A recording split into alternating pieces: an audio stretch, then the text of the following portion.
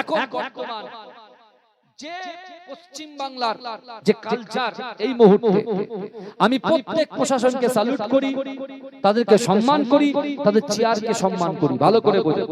এখন এই মুহূর্তে যে কুরবানির নিষেধাজ্ঞা যেটা হচ্ছে, যে 14 বছরের গরু, ভাই 14 বছরের গরুর তার গায়ে আর কিছু থাকবে বলে মনে হয়, আর পাওয়া যাবে বলে মনে হয়? বুঝতে পারছেন না? এক একজন ফেসবুকে এত ভর, বুঝলেন, ফেসবুকে এমন এমন গরুর ছবি দিচ্ছে, বুঝতে পেরেছেন না?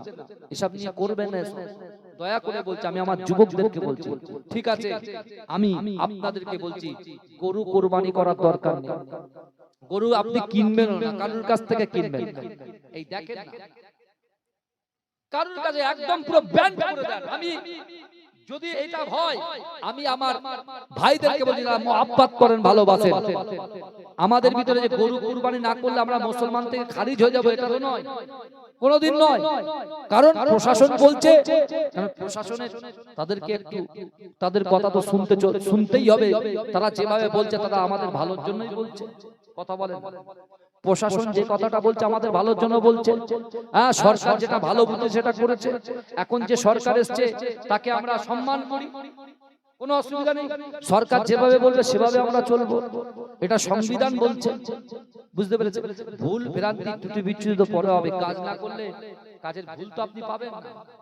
আগে মানুষকে কাজ করতে দিতে হবে, ঠিক আছে, সুযোগ দিতে হবে। কিন্তু আমার ভাইদেরকে আমি বলে যাচ্ছি, আপনার পীরের আওলাদ, বিশ্বাস করেন, এই বছরে বা গরু কুরবানি করার কোনো প্রয়োজন নেই। যদি পারেন একটা করে ছাগল বা খাসি কিনে আপনি দেবেন, বুঝতে পেরেছেন? আর জোহরের নামাজটা পড়বেন, কেন রাসূলুল্লাহর হাদিস, জোহরের নামাজ যে পড়বে, ইব্রাহিম আলাইহিস সালাতু ওয়াস সালাম যে সওয়াব পেয়েছেন সন্তানকে কুরবানি দেওয়ার জন্য, সে সওয়াব আল্লাহ আপনার আমলনামায় দেবে। জোরে বলুন না সুবহানাল্লাহ। আর আমাদের কি করতে হবে? আমাদেরকে একটু কবরের কথা চিন্তা করতে হবে। কবরে দুটো জিনিস যাবে, ঈমান যাবে আর আমল যাবে। ঈমান যাবে, আমল যাবে, আর কবরে তিনটে জিনিস যাবে। এক, আপনি যখন লাশ হয়ে যাবেন, আপনার এই কাঠের গাড়ি চড়িয়ে যখন কবর পর্যন্ত নিয়ে যাওয়া হবে, আপনার সন্তান যাবে, আপনার ভাই যাবে, আপনার বন্ধুরা যাবে কবর পর্যন্ত। দ্বিতীয় নম্বর, আপনি যে অর্থ সম্পদের পিছনে ঘুরছেন, সেই অর্থ সম্পদের পিছনে যে ঘুরছেন, এই অর্থ সম্পদ কবর পর্যন্ত যাবেন। কিন্তু মিনহা খলাকনাকুম ওয়া ফিহা নুঈদুকুম ওয়া মিনহা নুখরিজুকুম তারাতান উখরা বলে যখন তিন মুঠো মাটি আপনার বুকে চাপিয়ে দেওয়া হবে, আপনার সন্তান আপনার ওই অন্ধকার কবরে, সাপ বিচ্ছুর কবরে, পোকামাকড়ের কবরে আপনাকে একা রেখে দিয়ে ওই সন্তান যখন চলিয়ে যাবে, আপনি কবর থেকে আর্তনাদ করবে, সন্তান তোকে আমি ছোট থেকে মানুষ করেছি, অন্ধকার ঘর, সাপ বিচ্ছুর ঘর, পোকামাকড়ের ঘরে তুই একা আমাকে ফেলে রেখে চলে যেতে পারলি? বাইরে একটা যুবক, 30 বছরের একটা যুবক ফেসবুকে পোস্ট করেছে তার আবেগের কথা, বুঝতে পারছেন? অনেকে স্বপ্ন দেখে কোটি কোটি টাকা তার সামনে, চোখ খুলে দেখে গা দিয়ে কাম দরদর করে বেরোচ্ছে, গায়ের জামাটা পুরো ভিজে গেছে, বুঝতে পারছেন না? চোখ চলে দেখছে যা সব জিরো। তো এই যুবকের যে হবে, সে লিখছে বলে হঠাৎ করে আমার কাছে আজরাইল এসেছে। এই আজরাইলের কাজ কি বাবা, যে একটু কথা বলতে, জানটাকে কবজ করা, তাই না? ভালো করে বুঝবেন, কিন্তু এর ভিতরে অনেক শিক্ষা আছে। এই মাইকের সামনে সব কথা বলা, বুঝতে পারছেন না? বলতে গেলে খুব হিসাব করে বলতে হবে। তা আজরাইল এসেছে, আজরাইল আসেছে যখন, ছেলেটার বয়স 30 বছর, তার বাইসেপ, তার ট্রাইসেপ, তার চেস্ট, সিক্স প্যাক, বুঝলেন, গায়ে প্রচন্ড শক্তি। তার কাছে যে এসেছে, আজরাইলকে বলে, কি বা আপনি এখানে? 30 বছরের ছেলেটা বলছে আজরাইলকে যে আপনি এখানে, বলে তোর এত বড় সাহস, তুই এই কথা বলিস কি করে? আজরাইলের সঙ্গে তার সাক্ষাৎ, সে আর মা বলার টাইম পাবে না, বাপ বলার টাইম পাবে না, আর তুই বলছ আমি এসেছি কেন? ওদের দেখেন আমার কাছে এসে, আমার 30 বছর বয়স, যাদের দাড়ি পেকে গেছে তাদের কাছে যান, আমার কাছে এসেছেন কেন? বলে এটা আমি নিজে ইচ্ছা আসিনি, আল্লাহ হুকুম দিয়েছে তাই এসেছি। এই দেখ আমার কাছে আল্লাহ একটা লিস্ট দিয়েছে, আল্লাহ আমার কাছে একটা লিস্ট দিয়েছে, এই লিস্টে 100 জনের নাম আছে। কত জনের? 100 জনের নাম আছে। এই 1 নম্বরে কলিমুল্লাহ তোর নাম। তখন ওই যুবকের গা দিয়ে তরতর করে ঘাম বেরোচ্ছে আর বলছে, দেখেন আমি তাহলে দুনিয়া থেকে চলে যাব? বলে হ্যাঁ তুই রেডি হ। বলে শোনেন না, যাওয়ার আগে তাহলে আমার মনের একটা আশা পূরণ করে দেন। বলে কি? তাড়াতাড়ি বল। বলে এতদিন পর্যন্ত আজরাইলের সামনে কথা বলার ক্ষমতা কারোর হয়নি, আর তোর আশা কি আশা আছে? বলে আমি একটু আপনাকে খিদমত করব, আমি একটু আপনাকে সেবা করব। বলে তুই আমাকে সেবা কি করবি, কি খিদমত করবি?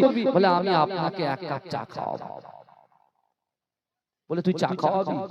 বলে হ্যাঁ। বলে ঠিক আছে দে এক কাপ চা। তা ওই ছেলেটা যখন চা করছে, চা করে ও কি করে যে চায়ে ঘুমের ওষুধ মিশিয়ে দিয়ে আজরাইল হাতে দিয়েছে। এই বুঝতে পেরেছেন? ঘুমের ওষুধ মিশিয়ে আজরাইল দিয়েছে, আজরাইল ঢক ঢক করে খেয়েছে। এই ওই যুবকটা লিখছে, আমি না, ওই যুবকটা বলছে, ও আবেগের কথা লিখে ফেসবুকে ছেড়ে বলছে যে আজরাইল আমার দেওয়া ঘুমের ওষুধের চা ঢক ঢক করে খেয়ে ঘুমিয়ে যেই পড়েছে, ওর মাথার পাশে ওই লিস্টটা পড়ে আছে। লিস্টে যে আমার 1 নম্বরে নাম। ও আস্তে আস্তে বিড়াল যেমন শিকার করতে যায় না, ও পা টিপে টিপে ওই আজরাইলের মাথার কাছ থেকে কাগজটা নিয়ে ওর যে 1 নম্বরে নামটা ছিল ওটা ভালো করে কেটেছে, কেটে ওটা 100 নম্বরে লিখেছে। আর 100 নম্বরে যে নামটা 1 নম্বরে লিখেছে, লিখে আবার আস্তে আস্তে এসে আজরাইলের পাশে। এখন যথারীতি আজরাইল যখন ঘুম থেকে উঠেছে, উঠে খুব খুশি, এত খুশি বলছে আমার মধ্যে এত খুশি। আজরাইল বলে যা জিন্দেগিতে এত লোকের সামনে গেলাম, কেউ চা খাওয়া তো দূরের কথা, মুখ দিয়ে একটা বাক্য লাভ করলো না, একটা কথা পর্যন্ত বললো না, আমার থেকে চোখটা বুজিয়ে নেয়। তুই যে আমার এক কাপ চা খাইয়েছিস, তোর উপরে এত খুশি হয়েছি, যা আজকে আর আমি 1 নম্বর থেকে জান কবজ করব না, 100 নম্বর থেকে জান কবজ করব।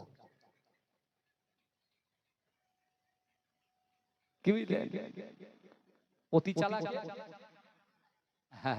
চালাকি করা ভালো, বেশি চালাকি করা বলেন। আমার বাবাজিরা একটা পয়েন্টকে সামনে রেখে, যে রাসূলুল্লাহ বলছেন মরা পিতামাতাকে খিদমত করা যায়, তাই তো? এটাকে একটা জায়গায় রাখে।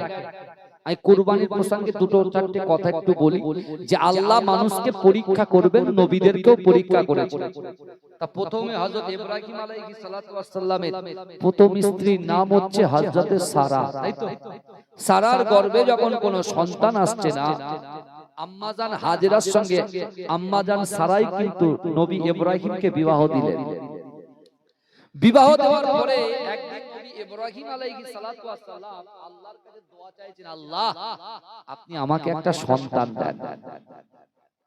রেজাউল ভাই তার সন্তানের আকিকার জন্য যেরকম আমাদেরকে ডেকেছেন, এই সিরাজুল ভাই বুঝতে পেরেছেন না, ডেকেছেন, আমরা এসেছি আল্লাহর উপর ভরসা করে। গ্রামবাসী প্রত্যেকটা মানুষের দোয়া নেওয়ার জন্য ডেকেছেন, তার পরিবার ডেকেছেন, নিশ্চয়ই তার স্বামী স্ত্রী আলোচনা করেই ডেকেছেন।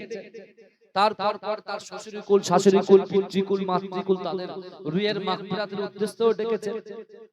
তাহলে ভাই ডেকেছেন, আমাদের উপকার সবার হবে। আর আল্লাহ কি বলছেন? আল্লাহ বলছো বান্দা আমি আল্লাহ তোমাদেরকে এতটাই ভালোবাসি, ফা আইনামা তুআল্লু ফাসাম্মা ওয়াজহুল্লাহ।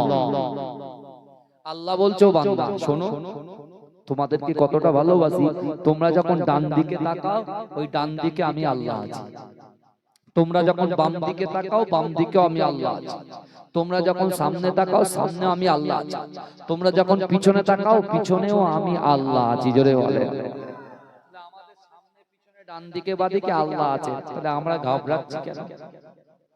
ভালো করে এখন নবী ইব্রাহিম আলাইহিস সালাতু ওয়াস সালাম দোয়াটা চাইছে সন্তানের জন্য কার কাছে? এই জোরে বলেন কার কাছে? আল্লাহর কাছে। এখন আল্লাহ পাক রব্বুল আলামিন নবী ইব্রাহিম আলাইহিস সালাতু ওয়াস সালামের সেই দোয়াটাকে কবুল করে আম্মাজান হাজেরার গর্ভে একটা সন্তান দিলেন, যার নাম হচ্ছে হযরতে ইসমাঈল আলাইহিস সালাতু ওয়াস সালাম। জোরে বলেন। আবার একটা কথা বলি, মা সারার গর্ভে আল্লাহ একটা সন্তান দিয়েছিলেন, যে নবীর নাম নবী আলাইহিস সালাতু ওয়াস সালাম। জোরে বলুন না সুবহানাল্লাহ। তাহলে প্রথমত কথা হচ্ছে, তখন হাজেরার গর্ভে যখন সন্তান আসলো, কোলে যখন আসলো, তখন মা সারার গর্ভে কোনো সন্তান ছিল না, কিন্তু একজন মায়ের কোল ভরা আর একজন মায়ের কোল খালি। যে মায়ের সন্তান নাই তার কলিজার কাছে জিজ্ঞেস করেন যে আপনি কেমন অনুভব করছেন? কেমন অনুভব করছেন?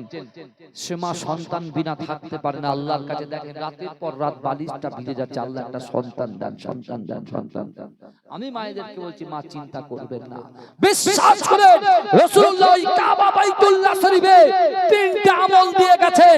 এই তিনটা আমলকে যে অ্যাকসেপ্ট করবেন, আপনার দ্বারাই যেটা অসম্ভব, আমার দ্বারাই যেটা অসম্ভব, আমাদের দ্বারাই যেটা অসম্ভব, এই অসম্ভবকে আল্লাহ সম্ভব করে দেবে। জোরে বলে বলবেন না, সেটাও আমি আপনাদেরকে বলে যাব, কিন্তু সময় দিতে হবে। ভালো করে বলে আম্মা জান খাদিজা 3.5 কিলোমিটার দূর অতিক্রম করেছেন, 2 ঘন্টা উঠেছেন পাহাড়ে, খাড়া পাহাড়ে আবার নেমেছেন। আর আপনার বাড়ি থেকে 100 মিটার, 200 মিটার, 300 মিটার, 400 মিটার দূরে এই জান্নাতের বাগানে বসে একটু কোরআন হাদিসের কথা শুনবেন, আপনার সময় নাই। আবার মাথায় হাত দিয়ে বলে আল্লাহ ভালোবাসে। কিন্তু আমার বাবাজিরা নবী ইব্রাহিম আলাইহিস সালাতু ওয়াস সালামের যে সন্তান ইসমাঈল আলাইহিস সালাতু ওয়াস সালাম আম্মা জান অর্থাৎ হাজেরার গর্ভে ওই কোলে যে সন্তানটা দেখে আম্মা জান সারা আলাইহিস সালাতু একটু ঈর্ষান্বিত হলো, দেখে একটু কষ্ট অনুভব করলেন। আল্লাহ সাথে সাথে বললেন ইব্রাহিম যাও, তুমি তোমার সন্তানকে দুর্গম মরু প্রান্তর যেখানে কোনো কিছুই নাই, পানিও নাই, জনবসতি নাই, আমি আল্লাহর ঘরটা আছে, আমার ঘরের পাশে তোমার সন্তান সহ তোমার স্ত্রীকে রেখে এসো। ভাইজান আল্লাহর হুকুম। নামাজ কার হুকুম? জোরে বলে। রোজা কার হুকুম? যাকাত কার হুকুম? পিতামাতাকে খিদমত করতে হবে কার হুকুম? আল্লাহর হুকুম। আর আল্লাহ নবী ইব্রাহিমকে হুকুম দিচ্ছেন কি, তোমার দুধের বাচ্চা সহ তোমার স্ত্রীকে দুর্গম মরুপ্রান্তর কাবা বাইতুল্লাহ শরীফের পাশে রেখে এসো। সে জায়গায় নবী ইসমাইল তো বলতে পারতো আল্লাহ আমাদের এখানে এই গরমে স্কুল ছুটি এক মাস, কত 43 হয় না 39 40, তাই কত ডিগ্রি আছে? 39 40 তো, হ্যাঁ 34 35, হ্যাঁ 34 35 স্কুল বন্ধ। কিন্তু ওখানে কত ডিগ্রি গরম জানেন? মক্কা মদিনায় 50 51 52 53 55 এরকম ভাবে, কি বুঝলেন, এরকম গরম। তাহলে ইব্রাহিম আলাইহিস সালাতু আল্লাহকে বলতে পারতো আল্লাহ সন্তানটা একটু বড় হোক, তাহলে দিয়ে আসবো, সন্তানটা একটু বড় হোক। এই কি করে হবে? আল্লাহ পাক সাজাতে চাইছে, মক্কাটাকে সাজাতে চাইছে, কারণ ওই মক্কাতে আসবে মা আমিনার দুলাল, উম্মতের কান্ডারি, উম্মতের সাফাতকারী আকায়ে মাওলা মুহাম্মদ মুস্তাফা সাল্লাল্লাহু আলাইহি ওয়াসাল্লাম। জোরে বলবেন না সুবহানাল্লাহ, জোরে বলবেন না। এসব হিস্ট্রি গুলো বুখারী শরীফ থেকে শুনলে আপনার জান জুড়ে যাবে। আর এসব কোনো কথা মনে থাকবে না যে গরু কুরবানি বন্ধ, তা বন্ধ, কোনো অসুবিধা নেই, অসুবিধা নেই, গরু করতে হবে তো কোনো ব্যাপারই না। আপনি এটা শুনুন, আপনি বুঝে যাবেন। আমার বাবারা ভাইরা, এখন আল্লাহ পাক রব্বুল আলামিন নবী ইব্রাহিমকে যখন সন্তানকে এবং তার স্ত্রী সহ কাবা বাইতুল্লাহ শরীফের পাশে রাখতে বললেন, তিনি তার স্ত্রীকে কিছুই বললেন না, তিনি শুধু বললেন চলো আমার সাথে, কিছু খাজুর কিছু মশক পানি সঙ্গে করে নিয়ে সোজা কাবা শরীফের পাশে একটা জায়গায়, দুর্গম একদম মরুভূমি, সেখানে কোনো জনবসতি নেই, সেখানে কোনো পানি নেই, সেখানে কোনো লোকের বালাই নেই, এরকম একটা জায়গায় তিনি রেখে দিয়ে কোনো বাক্য লাভ না করে তিনি এগিয়ে যাচ্ছেন। আমার ভাই জানেরা, হে নবী পাকের উম্মত উম্মতিরা, হে নবী দেওয়ানারা, আম্মা জান হাজেরা হযরত ইব্রাহিম আলাইহিস সালাতু ওয়াস সালামকে পিছন থেকে ডাক দিয়ে বললেন, ও আমার স্বামী, আপনি একটু দাঁড়িয়ে যান, দাঁড়িয়ে যান, আপনি আমার একটা প্রশ্নের জবাব দিয়ে যান, আপনি বলেন আপনার সন্তান সহ আপনার স্ত্রীকে এই দুর্গম মরু প্রান্তরে যেখানে কোনো জনবসতি নাই, যেখানে কোনো বাড়ি নাই, যেখানে কিছুই নাই, এই জায়গায় আপনি কি নিজের ইচ্ছায় রেখে যাচ্ছেন? আপনি শুধু এইটুকু কথা বলে যান, হে যুবকেরা, হে নবী পাকের উম্মত উম্মতিরা, আম্মা জান হাজেরা, নবী ইব্রাহিম আলাইহিস সালাতু ওয়াস সালামকে তিনি শুধুমাত্র এই কথাটা জিজ্ঞাসা করলেন যে আপনি কি আমাকে নিজে রেখে যাচ্ছেন? ও যুবকেরা, ও নবী পাকের উম্মত উম্মতিরা, নবী ইব্রাহিম আলাইহিস সালাতু ওয়াস সালাম ওই সময় মা হাজেরাকে বলেছিল, ও আমার স্ত্রী, না না না, আমি নিজের ইচ্ছায় রেখে যাই নাই, আমি আমার আল্লাহ পাকের হুকুমে আমার সন্তান আমার স্ত্রীকে এই জায়গাতে আল্লাহর হুকুমে রেখে যা। কার হুকুমে রেখে যাচ্ছে? এই কথা বলেন, কার হুকুমে? আল্লাহর হুকুমে। আম্মা জান একটা বাক্য লাভ করলেন। নামাজ কার হুকুম? আল্লাহর হুকুম। বাপের বয়স 60 বছর, ছেলের বয়স 25 বছর, বাপ বলছে নামাজে যা, ধর তরিকা তুই যা, তুই বুড়ো হয়ে গেছিস, এইভাবে বলছে। এই বলছে কি বলছে না? কথা বলে। চিন্তা করে আমি উঠেই একদম জলসায় ভূমিকার আগে আমি আবু বকর হুজুর আব্দুর রহমানের একটা ছোট্ট কথা শোনালাম। সেই সময় আব্দুর রহমান সে কাফের ছিল, সেই সময় কাফের ছিল, বাপকে গর্দান ফেললো না, কারণ জনমদাতা বাপ সম্মান করেছে। আর আজকে আমরা ঈমানদার হয়ে কালেমা পড়ে আজকে আমরা কিন্তু সেই বাপের যে মূল্য, সেই মায়ের যে মূল্য, সেই মূল্যায়ন আমরা দিতে পারি। আমার বাপেরা ভালো করে শুনে, তা আম্মা জান হাজেরা একটাও বাক্য লাভ করলেন না, কারণ আল্লাহর যে হুকুম। কি হলো?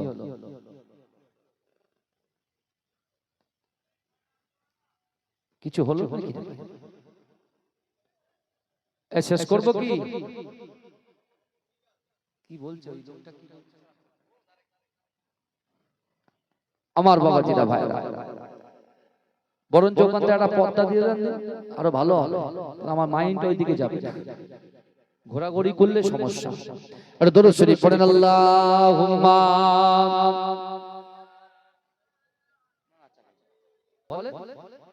আল্লাহর কোরআন বলছে, বান্দা, ইন্নাল্লাহা লা ইউগাইয়িরু মা বিকওমিন হাত্তা ইউগাইয়িরু মা বিআনফুসিহিম।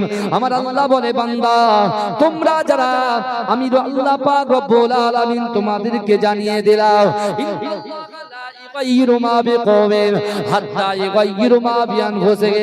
আমার আল্লাহ বলে, বান্দা, যে যার যে কওম নিজে পরিবর্তন হওয়ার চেষ্টা করে না, আমি আল্লাহ পাক ওই জাতি ওই কওমকে কখনো জন্য পরিবর্তন ঘটাই না। ও যুবকেরা, আমাদেরকে পরিবর্তন হতে হবে। আল্লাহ রাসূল সাল্লাল্লাহু আলাইহি ওয়াসাল্লাম যখন ওই যুবককে বলেছিলেন, ও যুবক, বলো বলো, তুমি তোমার পিতা মাতাকে কি খিদমত করতে চাও? যুবকটা বলতে লাগলেন, ইয়া রাসূলুল্লাহ, ইয়া হাবিবাল্লাহ, হুজুর, মরা পিতা মাতাকে কি খিদমত করা যায়? আল্লাহর রাসূল বললেন, হ্যাঁ যায়।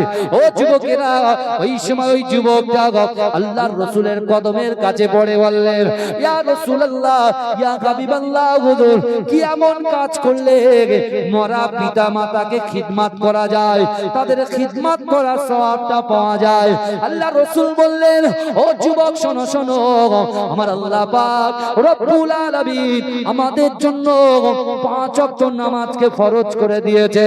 ওই 5 ওয়াক্ত নামাজের মাসাল্লায় বসে নামাজের পাটিতে নামাজ আদায় করে কোন নারী, কোন পুরুষ, কোন নারী যদি 5 ওয়াক্ত নামাজ আদায় করে ওই মাসাল্লায় বসে আল্লাহর কাছে দুহাত তুলে যদি এই দোয়াটা পড়তে পারে, রব্বির হামহুমা কামা রব্বায়ানি সগীরা, রব্বির হামহুমা কামা রব্বায়ানি সগীরা, এই দোয়াটা যে পড়বে, আল্লাহ পাক সেই মৃত পিতা মাতার খিদমত করার সওয়াবটা আল্লাহ পাক সেই বান্দা বান্দির আমল নামায় লিপিবদ্ধ করে দেবে।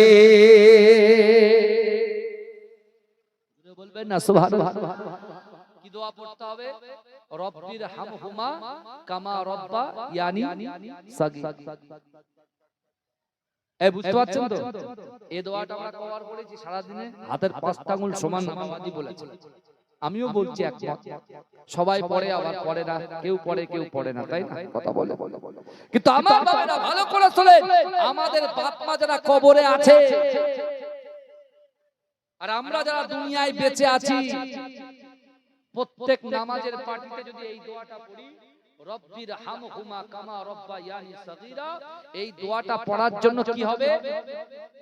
বাপ মা বেঁচে থাকাকালীন তাদের খিদমত করলে, তাদের খাইয়ে দিলে যে সব আল্লাহ আমাদের আমলনামায় দিত, এই দোয়াটা পড়লে মৃত পিতামাতার খিদমত করার সওয়াব আল্লাহ আমাদের আমলনামায় লিপিবদ্ধ করে দেবে। জোরে বলুন। আর দ্বিতীয় কি, আল্লাহ পাক রব্বুল আলামিন আমাদের যে অর্থ দিয়েছে, সম্পদ দিয়েছে, আল্লাহ পাক রব্বুল আলামিন আমাদের যে ইনকাম দিয়েছে, রুজি দিয়েছে, আমাদের এই অর্থ থেকে, আমাদের সম্পদ থেকে যদি কিছু পয়সা আমরা যদি দান করে দিতে পারি, কিছু টাকা যদি, সম্পদ যদি পিতামাতার মহব্বতে সাদকায়ে জারিয়া করে দিতে পারি, বিশ্বাস করুন ওই টাকাটা দেওয়ার সাথে সাথে মৃত পিতামাতার খিদমত করার সওয়াব আল্লাহ আবার আপনার আমলনামায় লিপিবদ্ধ করে দেবেন। জোরে বলুন না সুবহানাল্লাহ। এই জোরে বলবেন না, জোরে বলবেন না। অনেক মানুষ বলতে থাকে যে হুজুর দান করতে, দান তুলছে, পকেটে পুরে নিচ্ছে সব টাকা। আমি বলছি ভাই, আপনি প্রথমে একটা হাদিস আপনাদেরকে বলেছি, কি বলেছি? আন সাআল ইবনে সাদ রাদিয়াল্লাহু তাআলা আনহু قال قال রাসূলুল্লাহ সাল্লাল্লাহু আলাইহি ওয়াসাল্লাম ইন্নাল আবদা, নিশ্চয়ই কোন আল্লাহর বান্দা, লা ইয়ামালু আমালা আহলিন নার, জাহান্নামবাসীদের কাজ করে, জাহান্নামবাসীদের কাজ করে, জাহান্নামে যেতে এক পা বাকি, জাহান্নামে যেতে এক পা বাকি। ওই ব্যক্তির দ্বারা, ওই নারীর দ্বারা, ওই পুরুষের দ্বারা, ওই যুবকের দ্বারা আল্লাহ এমন একটা ভালো কাজ করিয়ে নেয়, তার ঠিকানাটা দয়ার জান্নাত হয়ে যায়। আবার রাসূল বলছেন ইন্নাল আবদা লা ইয়ামালু আমালা আহলিন নার ওয়া আন্নাহু মিন আহলিল জান্নাত ওয়া ইন্নামাল আমালা আহলিল জান্নাত ওয়া আন্নাহু মিন আহলিন নার। নিশ্চয়ই কোন আল্লাহর বান্দা জান্নাতবাসীদের কাজ করে, জান্নাতে যেতে এক পা বাকি, ওই ব্যক্তির দ্বারাই, ওই নারীর দ্বারাই, ওই পুরুষের দ্বারাই আল্লাহ এমন একটা কাজ করিয়ে নেয়, তার ঠিকানাটা জাহান্নাম হয়ে যায়। আল্লাহর রাসূলের একজন সাহাবা দাঁড়িয়ে বলছে, ইয়া রাসূলুল্লাহ কি ব্যাপার? যার জান্নাতে যাওয়ার কথা সে যাচ্ছে জাহান্নামে, আর যার জাহান্নামে যাওয়ার কথা সে যাচ্ছে জান্নাতে, কারণ কি? বাবাজি ভালো করে ফলো করুন কথাটা, হাদিসটার দিকে খেয়াল করুন।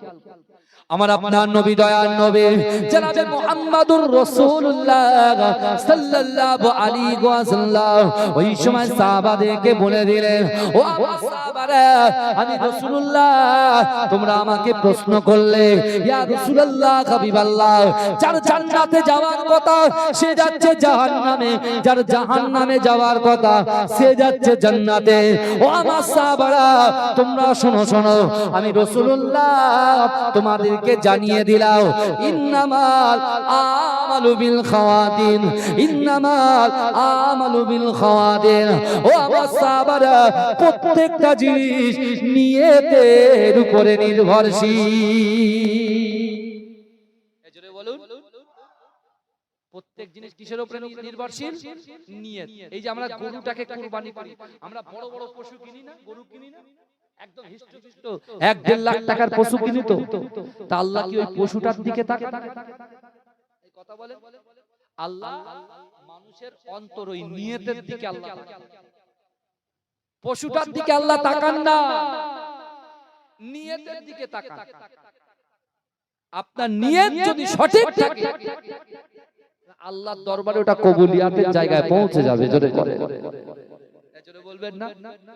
এখন আমি যে কথা আপনাদের বলছিলাম, নবী ইব্রাহিম আলাইহিস সালাতু ওয়াস সালাম ইসমাঈলকে রাখলেন ওখানে, রেখে দিয়ে যখন বেরিয়ে গেলেন, বিশাল ঘটনা, ওখান থেকে তো একদম পুরো ইসলামের শুরু হয়ে গেছে পুরো সব। কিন্তু আমার বাপেরা, এমন একটা টাইম এসেছে যে আম্মা জানের কাছে কিছু পানির ব্যবস্থা করেছিল, কিছু খাজুরের ব্যবস্থা করেছিল, এই পানি আর খাজুর দুটোই ফুরিয়ে গেছে। সন্তান যখন কাঁদে, মা থাকতে পারে? কথা বলে। মা থাকতে পারে? হ্যাঁ, মা সন্তানকে কত ভালোবাসে। মায়ের পাক কদমের নিচে সন্তানদের জান্নাত। জোরে বলে, জোরে বলবেন না? হ্যাঁ, আল্লাহ রাসূলের একদিন সাহাবা বলছে, ইয়া রাসূলুল্লাহ আমি জিহাদে যাব। রাসূল বলে, বাড়িতে মা আছে? ইয়া রাসূলুল্লাহ জিহাদে যাব। বাড়িতে মা আছে? বলে, ইয়া রাসূলুল্লাহ জিহাদে যাব। বলে, বাড়িতে মা আছে? বলে, হ্যাঁ আছে। বলে, যা মাকে খিদমত কর, জিহাদের সওয়াব পেয়ে যাবি। জোরে বলে, জোরে বলবেন না? কিন্তু আমার ভাইরা, আম্মা জান দেখতে পাচ্ছেন যে সন্তানের জিভ শুকিয়ে যাচ্ছে, কারণ মায়েরও জিভ শুকিয়ে যাচ্ছে। অর্থাৎ যার শরীরে কিছু থাকবে না, তার দুধটা পাবে কি করে? যখন সন্তানকে পানি পান করানোর একটা সময় চলে এসেছে, আম্মা জান চিন্তা করছে পানি পাবে কোথায়।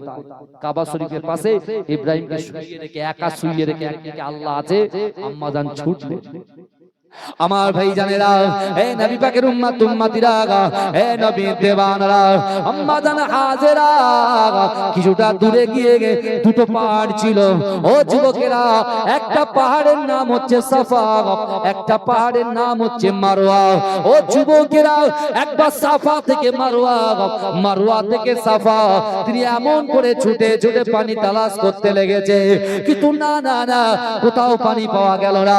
কিন্তু আম্মা জান সাফা এবং মারওয়া পাহাড়ের মাঝখানে এসে একবার করে ডিগি মেরে তার সন্তানের দিকে তাকায়, তার সন্তান সে বাঁচে কিনা, তার সন্তান সন্তোষে, তার সন্তান সে বাঁচে কিনা, তার সন্তান অক্ষত আছে কিনা, তিনি এমন করে দেখছেন। কিন্তু যুবকেরা, যখন কোনো পানি পাওয়া গেল না, আম্মা জান হাজেরা নিজের সন্তানের কাছে চলে আসলেন। কিন্তু আল্লাহর কি ক্ষমতা, আল্লাহর কি কুদরতি শক্তি। ও যুবকেরা, আমার আল্লাহ কি না পারেন? ও যুবকেরা, আল্লাহ পাক রব্বুল আলামিন তার গায়েবী শক্তি দ্বারা হযরতে ইসমাঈল আলাইহিস সালাতু ওয়াস সালামের পায়ের গুড়গুড়ো থেকে ওই দুর্গম মরু প্রান্তরের মাঝখানে কাবা বাইতুল্লাহ শরীফের পাশে আমার আল্লাহ পাক zamzam কূপের ঝর্ণার পানিটা আমার আল্লাহ পাক পার করে দিলেন। বলে আল্লাহ পাক হযরত ইসমাঈলের পায়ের তাস থেকে আল্লাহ পাক zamzam কূপের পানিটাকে বার করলেন। জোরে বলুন না সুবহানাল্লাহ। আমার বাবা অনেক ঘটনা বুখারী শরীফের হাদিসের মধ্যে এসেছে, যখন ওই পানি পান করলেন জরহুম গোত্রের কিছু মানুষ, জরহুম গোত্রের কিছু মানুষ, তারা ওই মরুভূমিতে পানি তালাশ করতে করতে করতে করতে যেখানে পানি পাবো সেখানে বসবাস করব, যেখানে পানি পাবো সেখানে বসবাস করব, এরকম চিন্তা করতে করতে করতে করতে ঠিক এই নবী ইসমাঈল যথেষ্ট বড় হয়েছে, এরকম একটা জায়গায় হাজির। বুঝতে পেরেছেন? এইবারে জরহুম গোত্রের নেতা যারা ছিল, তারা ইসমাঈল আলাইহিস সালামকে জিজ্ঞাসা করছে, আমরা কি এখানে বসবাস করতে পারি? ইসমাঈল বলছে, আমি কিছু বলবো না, বাড়িতে আমার জনম দুঃখিনী আম্মা জান আছে, আমি আমার আম্মা জানকে বলবো, আম্মা জান যেটা বলবে, যে ডিসিশনটা নেবে সেটাই হবে। বলে ঠিক আছে, আমরা দাঁড়িয়ে আছি, আপনি যান। গেলেন, গিয়ে এই শুনছেন আম্মা জান কি বললেন? বলছে পানি আল্লাহর দেওয়া দান। বুঝতে পেরেছেন না? তা এরা বসবাস করতে চাইছে, বসবাস করবে। ইব্রাহিম আলাইহিস সালাম ফিরে আসলেন, আল্লাহর হুকুম হয়ে গেছে, তোমার সন্তানকে তুমি, তোমার নিজের কাছের মানুষকে তুমি কোরবানি করো। কত উট দিয়েছে, দুম্বা দিয়েছে, কিছুতে হচ্ছে না। শেষকালে তিনি দেখছেন, আমার সব থেকে কাছে, সব থেকে ক্লোজ আমার সন্তান ইসমাঈলকে আমি তার বাপ ভালোবাসি, অর্থাৎ নিজের সন্তানকে নিয়ে যাচ্ছে। ভাই, মিনাতে তিনটে শয়তান আছে, পাথরের স্তম্ভ করা আছে, তিনটে শয়তান। বড় শয়তান, বুঝতে পেরেছেন, মেজো শয়তান আর ছোট শয়তান, বুঝতে পেরেছেন? এই তিনটে শয়তান কেন আছে ওই জায়গাটায়? কারণ ওই জায়গায় ইসমাঈলকে বলছে, তুই তোর বাপের সাথে কোথায় যাচ্ছিস? তোর তো কুরবানি করতে হবে তোর বাপ। কিন্তু ইসমাঈল আলাইহিস সালাতু ওয়াস সালাম সবর ইখতিয়ার করেছেন আল্লাহকে খুশি করার জন্য। জোরে বলেন না সুবহানাল্লাহ। নিজের বাপ ইব্রাহিম মিনা পন্থা গেলেন, বাপ যখন তরোয়াল বের করলেন, ছেলের গলায় ছুরি চালাবে নবী ইসমাঈল আলাইহিস সালাম, আব্বা জান আপনি তো আমার জন্ম দেওয়া বাপ, তাহলে আপনি এক কাজ করেন, আপনি সহ্য করতে পারবেন না, আপনি একটা পট্টি আপনি চোখে বেঁধে নিন। হ্যাঁ, নবী ইব্রাহিম যখন বাঁধলেন, যখন কোরবানি শুরু করলেন, আল্লাহ জিবরাইলকে বলতে, যাও নিজের ছেলে ইসমাইলকে সরিয়ে জান্নাতি দুম্বা দিয়ে দাও। জোরে বলেন, জোরে বলবেন না? এবারে দেখেন, এই যে 5 ওয়াক্ত যে নামাজটা আমাদের কাছে এসেছে, প্রত্যেকটা নামাজে কিন্তু একটা ঘটনা আছে। আমি শুধু জোহরটা বলছি, শুধু জোহরের রক্তের কথাটা বলছি। নবী ইব্রাহিম যখন চোখ খুলেছে, দেখতে তার ছেলে দাঁড়িয়ে আছে আর জান্নাতি দুম্বা কি বলে কুরবানি হয়ে পড়ে আছে। বাপ খুশি হয়ে গেলেন। কার উপরে? আল্লাহর উপরে খুশি হয়ে নামাজ শুরু করলেন। 1 রাকাত, 2 রাকাত, 3 রাকাত, 4 রাকাত, 4 রাকাত নামাজ পড়লেন। এই যে আমি একটা আয়াত পড়েছিলাম, সুবহানাল্লাযী আসরা বিআবদিহি লাইলাম মিনাল মাসজিদিল হারাম ইলাল মাসজিদিল আকসা। কাবা শরীফ থেকে বাইতুল মুকাদ্দাস আল্লাহর সঙ্গে সাক্ষাৎ করেছিল না নবী? আমার আল্লাহ বলেছে, হাবিব শোনেন না, আপনার আগে একজন পয়গম্বর এসেছে যার নাম নবী ইব্রাহিম আলাইহিস সালাম। আমি শোনেন না, আপনার উম্মতের জন্য যে 5 ওয়াক্ত নামাজ আমি আল্লাহ দিলাম, তার মধ্যে এই নবী ইব্রাহিম আলাইহিস সালাতু ওয়াস সালাম যে নামাজটা শুকরিয়াতান তার সন্তানের হেফাজতের জন্য আমি আল্লাহ পাক রব্বুল আলামিন তার সন্তানের জায়গায় জান্নাতি দুম্বা দিয়েছি। ওই ইব্রাহিম যখন ছেলেকে অক্ষত অবস্থায় দেখলেন, তখন সে 4 রাকাত যে নামাজটা পড়েছেন, শুকরিয়াতান নামাজটা পড়েছেন, ওই নামাজটা আমি আপনার উম্মতের জন্য ফজরের 4 রাকাত ফরজ নামাজ বানিয়ে দিলাম। এজন্য বলবেন, আল্লাহ ওয়াদা করছেন রাসূলুল্লাহর সঙ্গে, যে ফরজ যে জোহর পড়বে, ইব্রাহিম যেমন ইসমাঈলকে কুরবানি করার যে সওয়াব, ওই সওয়াব আমি আল্লাহ আমার আপনার উম্মতের আমলনামায় দিয়ে দেব। জোরে বলুন না সুবহানাল্লাহ। ভাই, ওই জায়গায় কি কোনো গরুকে আল্লাহ দিয়েছিল না দুম্বাকে দিয়েছিল? ঠিক আছে, আমরা গরু কুরবানি করছি না, কোনো অসুবিধা নেই। আমরা বকরি দেব, ছাগল, আমরা গরু দিই কি, গরুতে 7টা নাম দেওয়ায়, তাই ঠেলে ঠুলে 7টা নাম দোকানের জন্য আমরা গরু দিই। হ্যাঁ, বন্ধুর কাছে ফোন, বন্ধু তোর বাপুর কি রে ভাই, একটা শিয়াল লে ভাই, একটা শিয়াল লে। তার মানে কি 6টা শিয়ার হয়েছে, একটা শিয়ার কোথা থেকে শুনে এসেছে, বন্ধু একটা শিয়ার লে রে ভাই, একটা শিয়ার। তা ঠিক আছে, যে শিয়ার নিচ্ছে নিশ্চয় সে সাহেব নিসাব, তার কাছে টাকা আছে, সে 15,000 টাকা দিয়ে একটা ছাগল দিতে পারবে। আমরা ছেলের নাম দিচ্ছি, ছেলের উপরে তো কুরবানি ফরজ নয়, আমার উপরে ফরজ। আপনার ছেলের উপরে কুরবানি তো ফরজ নয়, আপনার উপরে ফরজ। তাহলে আপনি একটা দিন আপনার নামে দিন। কিন্তু আমার ভাই